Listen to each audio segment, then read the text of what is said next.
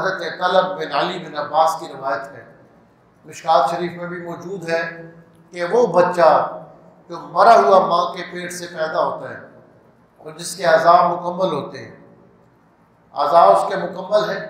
और वो सिक्त है। सिक्त यानी जो जिसके साथ इसकाते हमल का हादसा हो चुका है, मरा हुआ माँ के पेट से पैदा हुआ बच्चा,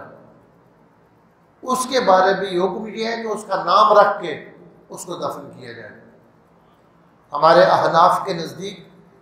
उस बच्चे की नमाज जनाजा नहीं पढ़ी जाएगी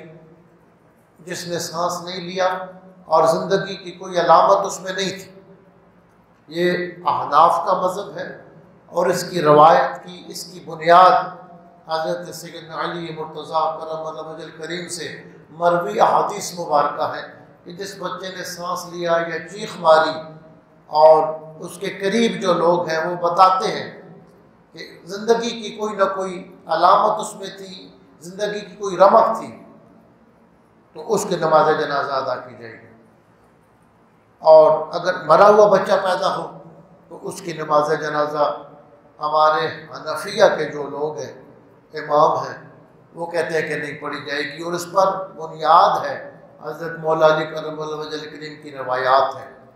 कुछ और रवायात भी हैं जिनकी बना पर इमाम शाफी रहमतुल्लाह तआला अलैह वो कहते हैं उसकी नमाज जनाजा पढ़ी जाएगी अगर उसके अज़ा मुकम्मल थे, उसका जिस्म पूरा था, मरा हुआ पैदा हुआ, फिर भी नमाज जनाजा पढ़ी जाएगी कि क़यामत के दिन वो शिफात करेगा, जो तुम्हारी शिफात करेगा आप दुनिया में उसे नमाज जनाजा से मालूम न रखें।